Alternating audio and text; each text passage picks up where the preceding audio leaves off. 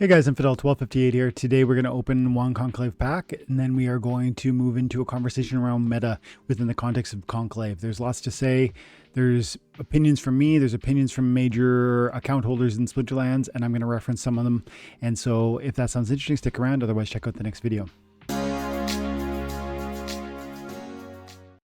Go Manuel, we're gonna see this pack. I can't help myself. Every day I want more. This could be a black foil arcane card. It could be $100,000 card. It could literally, there are some cards that are gonna be like that. And so I gotta see. I can't help myself. Rare, nice. Oh, let's go! Triple rare and a legendary. Let's go! Water Definer, Deep Delver, Carver Score. This is an amazing pack already. Like, honestly, this is a $4 pack. This is a $2 card. This, or I don't know, 50 cents each. You know, and we got a legendary. Let's fucking go. What is it? Black foil.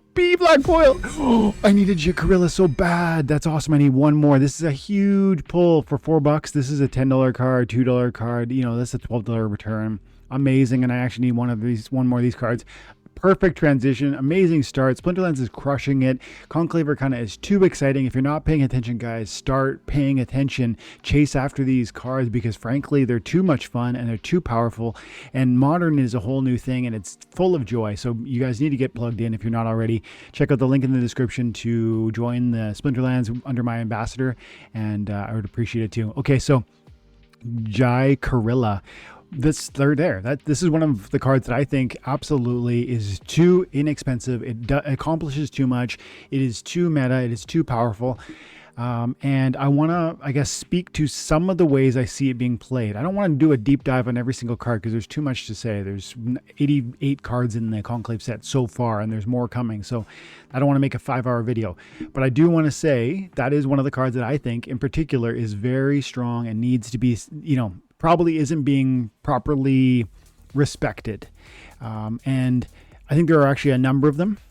I'm gonna try and narrow it down to, like, let's say 5 that I think are really, really noteworthy. I'm also gonna feature comments from Mandroid, Bulldog, and a few other voices that just kind of come to mind as they come along as we converse here. Hopefully this will be a 20-minute video. We'll see.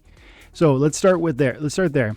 So one of the pieces I would love to say is I think Conclave, one of its unique niches is how it offers something entirely different. I mean, Bloodline Tribute, Bloodline Dominions, those pieces are obviously setting it apart. Bloodline Tribute is very powerful as long as you build the right team. The thing with Conclave Arcana is synergies. It's not just about one card having this, you know, broken power set. Certainly cards like, what's the promo with the 3 attack types? The promo legendary, I'm forgetting its name right now. Certainly that card is amazing, and I'm Grandma the Hunger. I just maxed mine out yesterday, by the way. It's got 2 archery, 2 magic, 2 melee at the highest with charge, so it can attack it for all 3 of its attacks. Relentless Strike, by the way, which side note, Relentless Strike is another one of those abilities from Conclave Arcana that's offering something entirely new that you've never seen before. And let's kind of look at that quickly, because it's not properly explained on Peak Monsters. But look, it's got Relentless Strike, and so let's look at that.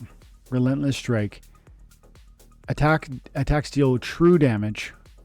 That's +1 damage if the target has Void, Shield, or Force Field. And so it's not just, I originally thought Relentless Strike was essentially your shield is no longer gonna nerf my damage.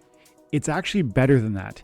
This thing, if you had Shield and Void, would do 3-3-3. It's not doing 2-2-2, it's doing 3-3-3. And then add that in conjunction with the Shapeshift, which is this totally new thing too. Again, looking for the synergies within Conclave, because it's not just about super overpowered cards, it's about how you apply them with one another. The Shapeshift in conjunction with Relentless Strike, with the Triple Strike, there's a couple thoughts that come to mind. If you had what's Yabanius, the new promo card that's dropping in packs, which of course almost no one has, but that has it has the Empower ability, which would buff each one of these attacks by one more. So you'd be 3/3/3, and then the Relentless Strike would turn it to 4/4. And what about that Shapeshift? The Shapeshift means that any Bloodline Tribute monsters are going to proc a buff on you when they go down. And so Bloodline Tribute and Relentless Strike are two amazing things that I find, we are not properly or maybe fully understanding at this moment, or maybe at least the masses aren't. Like, most people aren't. Maybe you are, most people aren't.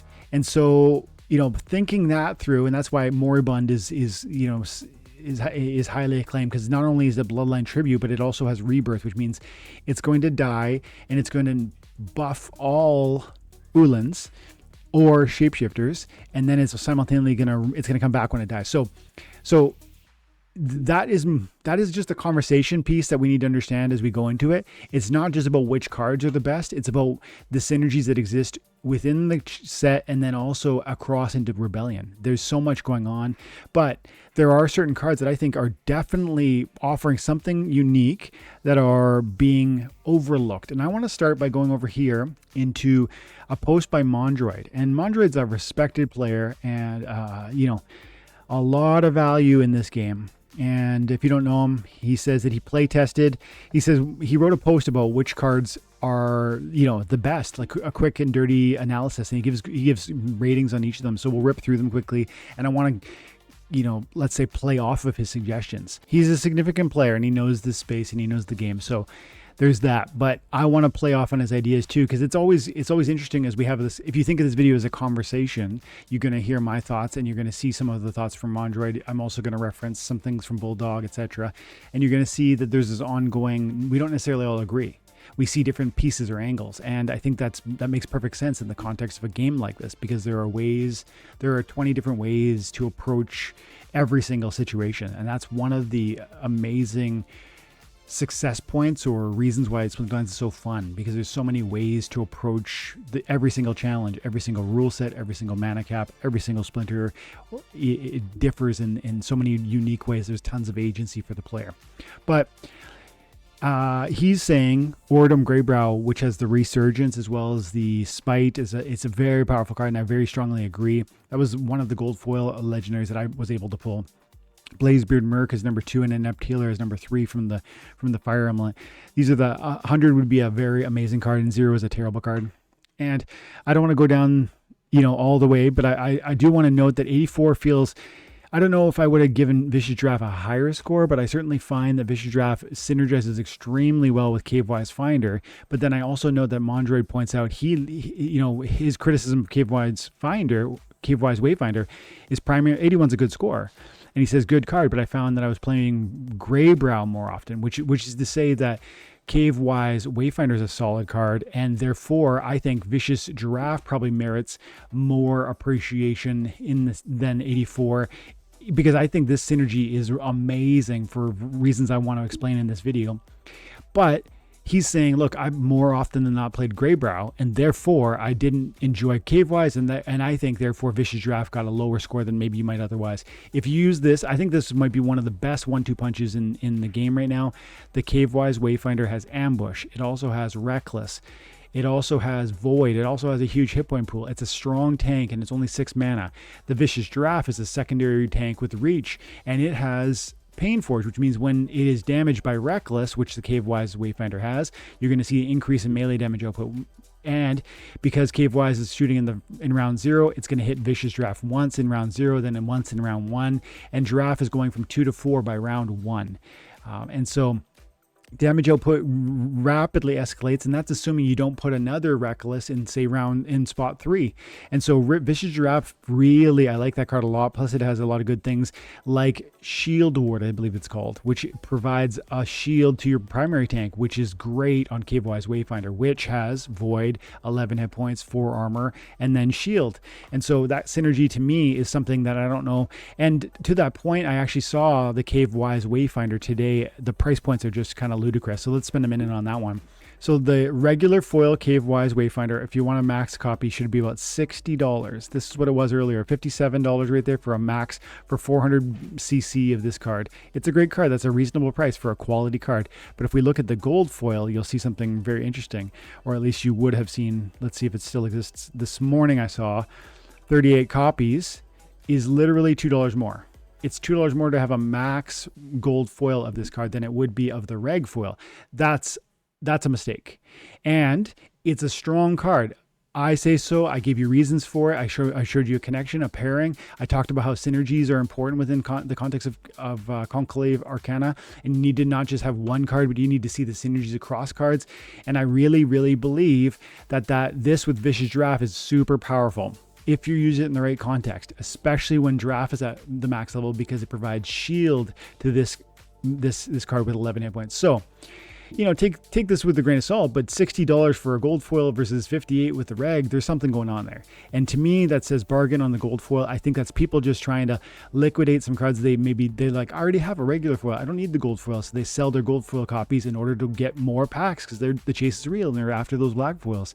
And so this to me is a card that really, I think, especially for the price point and the functionality and the usefulness in the main tank, and maybe even calling it a carry card, especially in context with that Giraffe and how that can be a 1-2 punch.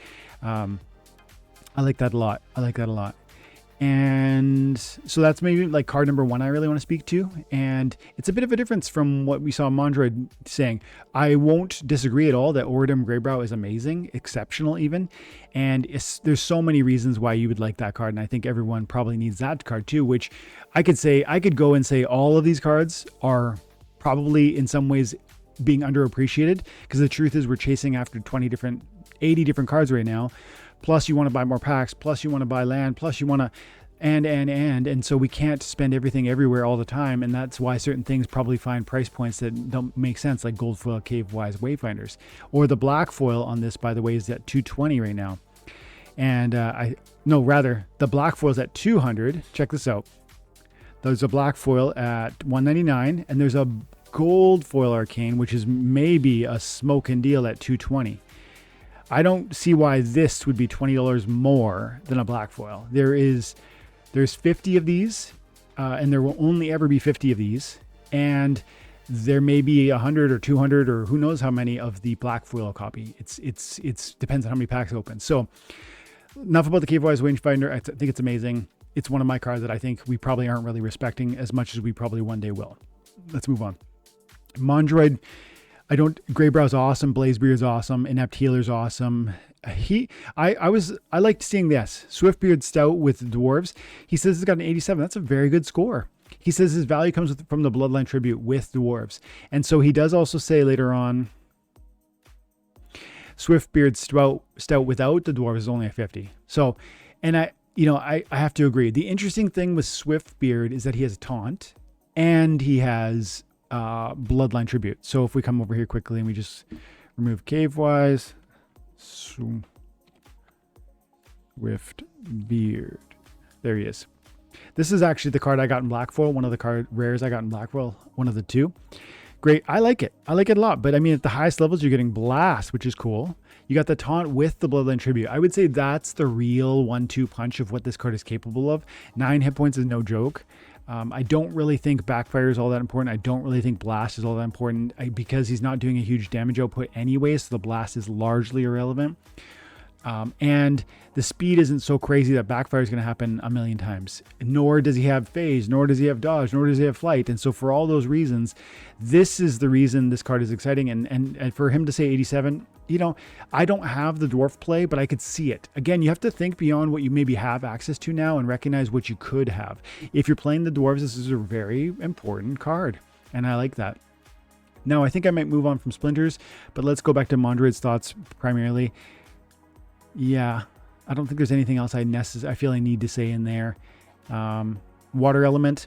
Jurorilla, this is the one I started with, 98. It's one of the highest rated monsters he's got on this list here. And, it's hard to argue with that. Jurorilla has a lot going on for it.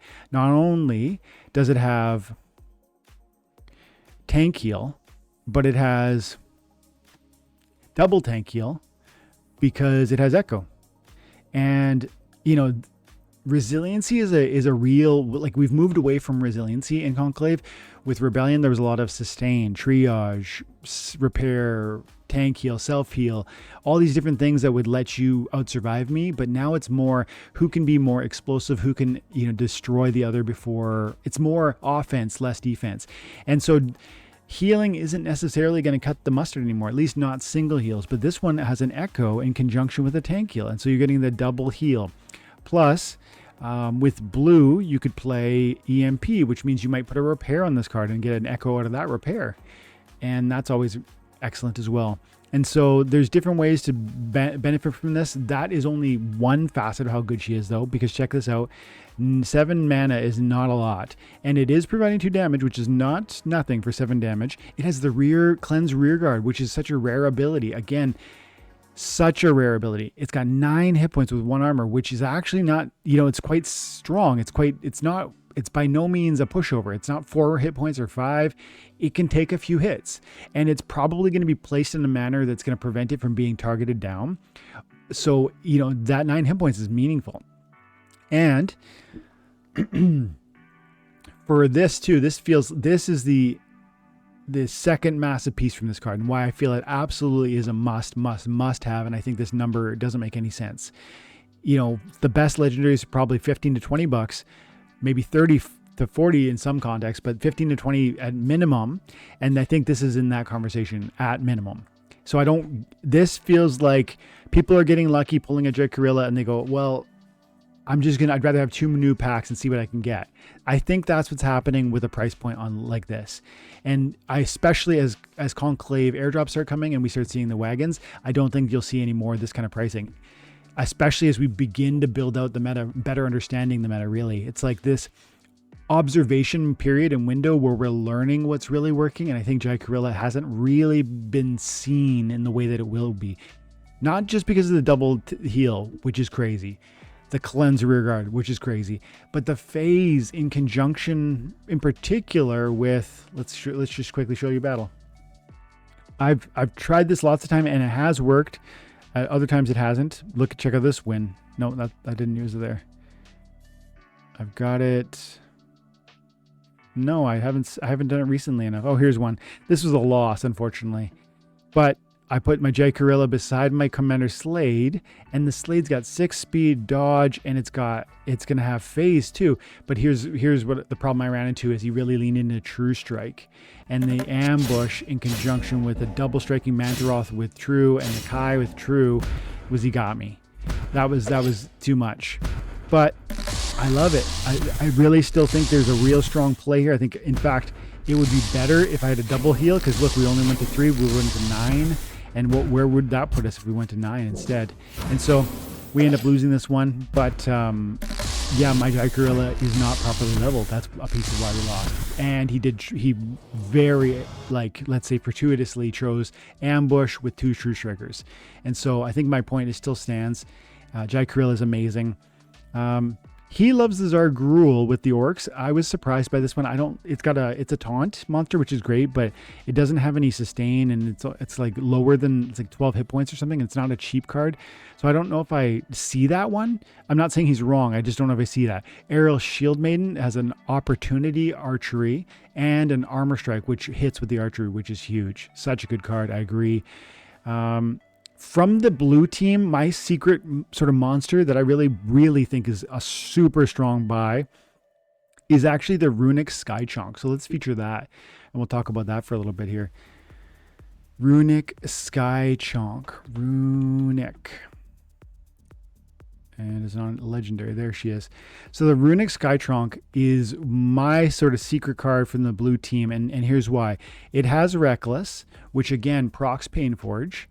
And it has a distance attack, which allows that Reckless to be buried in the back lines where it can proc Painforges and yet remain relatively safe. It only has 4 hit points, 5 hit points at the highest, which isn't a huge amount. The armor is not void armor, and so it's pretty vulnerable in some situations.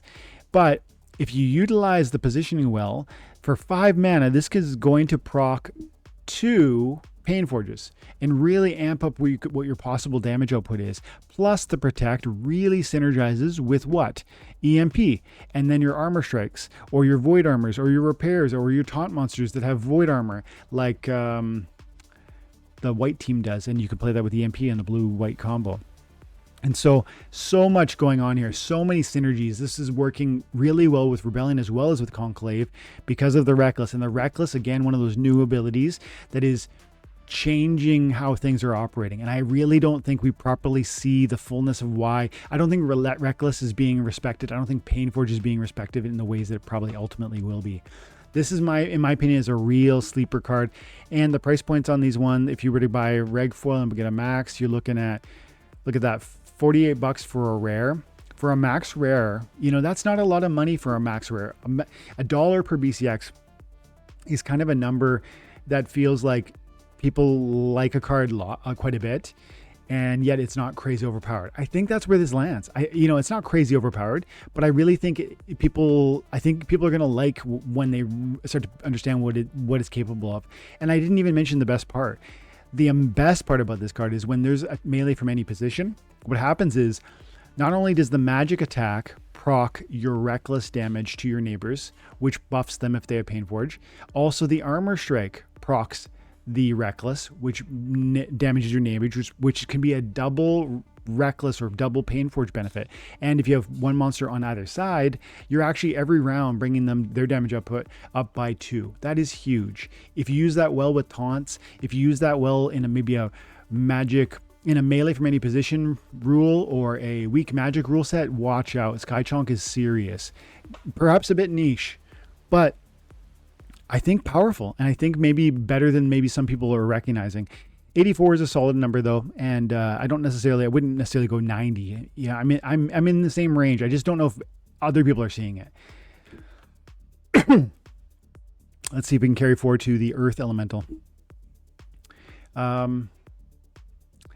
Flamunculus is number 1.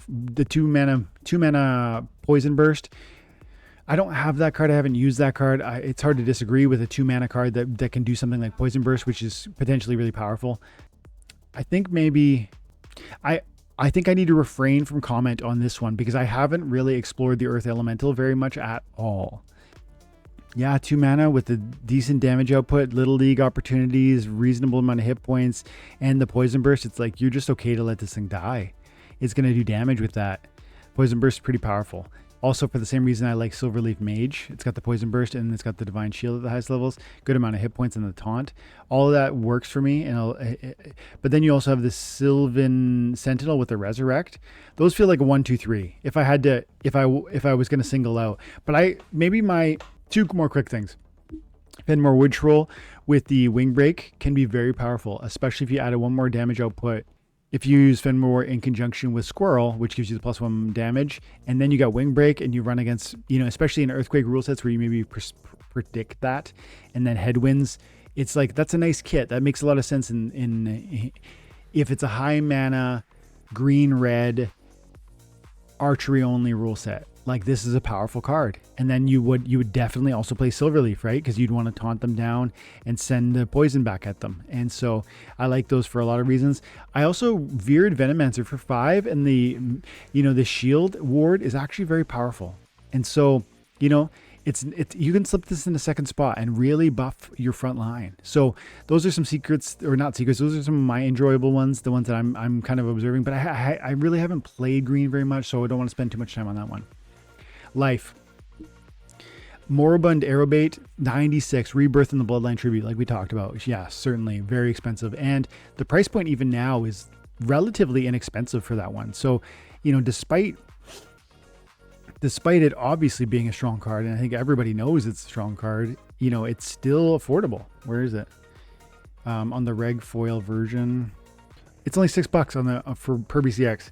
I don't get it, man. I don't see why that would be $6. If you're if you're recognizing the synergies and the Ulans and you're building the right team, no, man, no way. That Bloodline Tribute is huge. And this has Relentless too. So those damages are going to be maybe 3 and 2 potentially. And so, yeah, I like that card a lot. With the Rebirth to the intrinsic double Bloodline Tribute from this one card. And that will work with Shapeshifters. I think, honestly, The rebirth, sorry, this card is not being, the fact that this card is not properly being understood or priced, in my opinion, it probably should be double, maybe triple. And why does that, why do I think I feel so confidently about that? Not only the abilities and how I just talked about it, how it could be used, but I think we aren't really understanding Shapeshifter. And so to move away from the Conclave Arcana and look at the neutral promos, the Arcane Skinwalker is really being ignored. It's down to $1. And like I said, $1 is like, yeah, we like it, but for a rare, we like it, but like it's not a crazy price for a rare. This is a promo card. This was part of the airdrop, not the airdrop. This was given to those who participated in the presale. This is, this is an important card. Silence is actually really rare in Conclave right now. Also, camo makes it, this thing's going to likely stay alive in the back line quite well.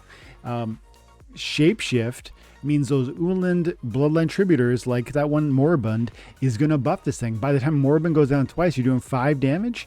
That's pretty cool. And it's very possible that you could see even more. 5 damage output for 8. Feels like it. I think this card might be being overlooked, but that's a promo. We should talk about neutrals later, so I'll move away from that one. I guess I just want to say I like Moribund a lot, and I get it. I agree with him. And yet it's only $6 per BCX. I don't even think it's the best card on the white team, though. Or, I don't even think it's the best card on the white team.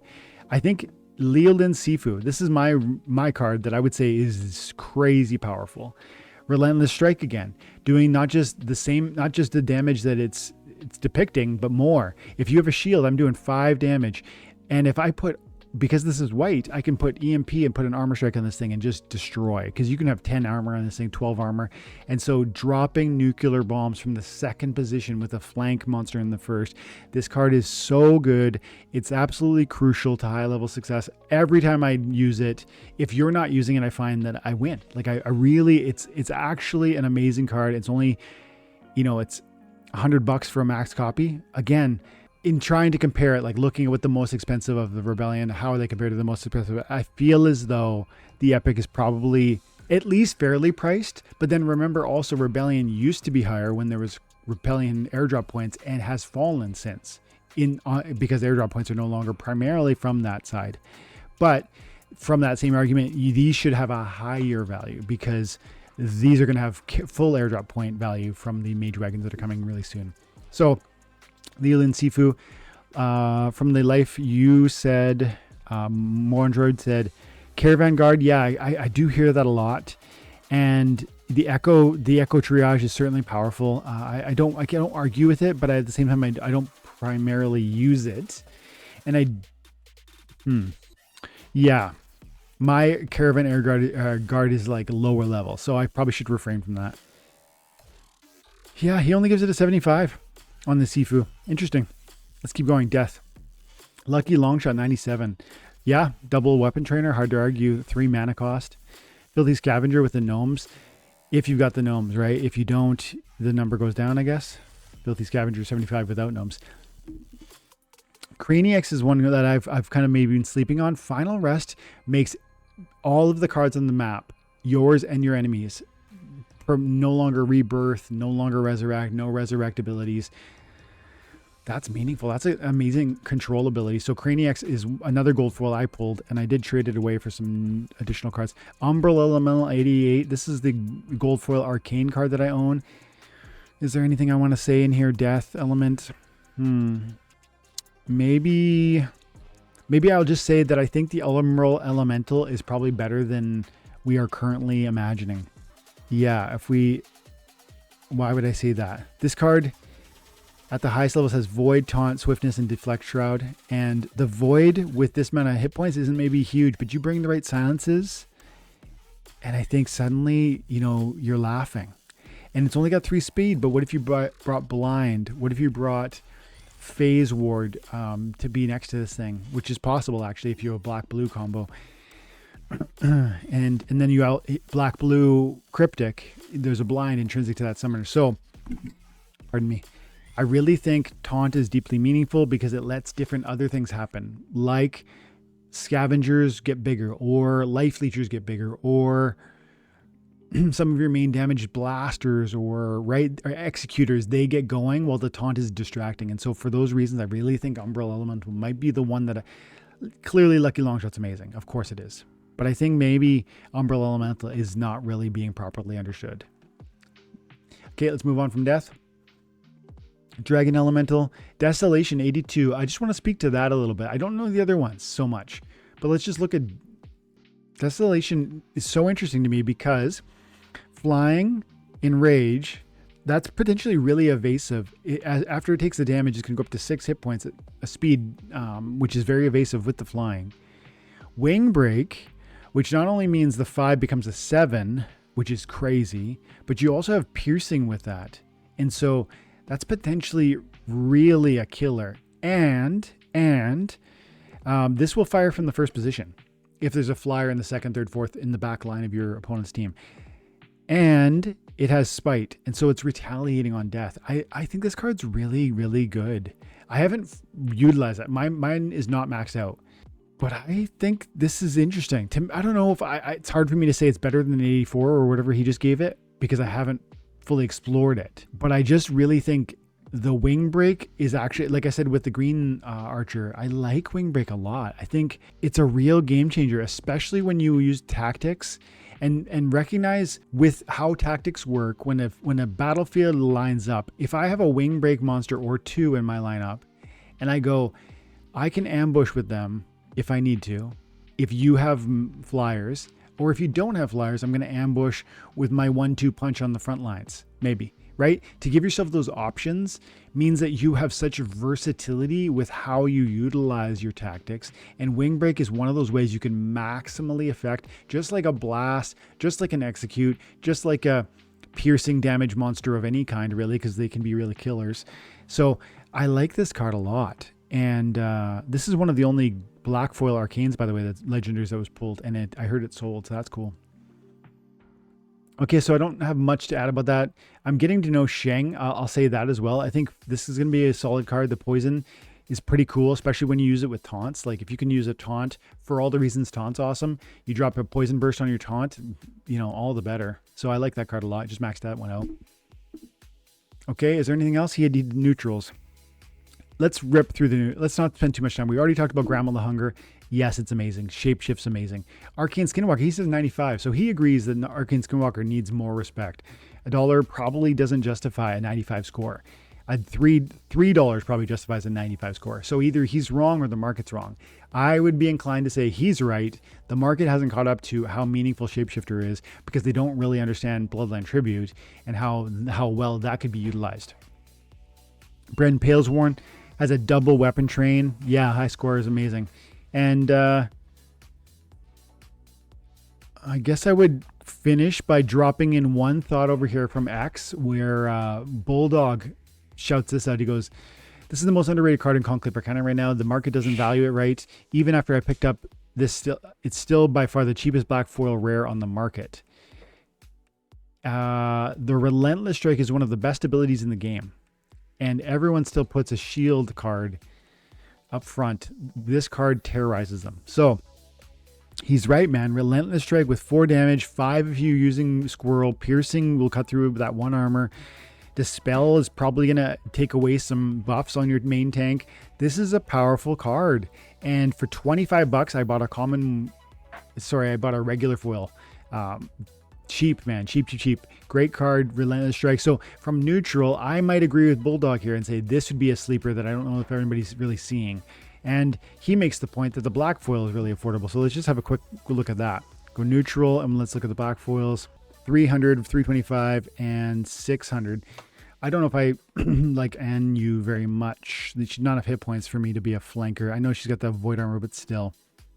I like the half shell seer with the reckless, but you know, I think he's right, man. I think Grim Ward is probably a sleeper value. And so I'm going to leave it there, guys. Special thank you to Mandroid as well as a little bit of a shout out to Bulldog there. I love having these conversations. I can't wait to read the comments in the chat to see what you guys are thinking about some of the cards I've maybe elevated or some of the ones I maybe downplayed. because clearly the meta is evolving, it's being established, it's being understood, and it's not yet fully. And so this is the fun part of these. It's like a tumultuous moment in Splinterlands space because we don't fully understand everything we're looking at. That means some cards with high value are being ignored, some cards with low value are being bought up, and those who recognize sooner are going to take advantage. So I'll leave it there. Thanks so much for your time and attention. Have an amazing day. God bless.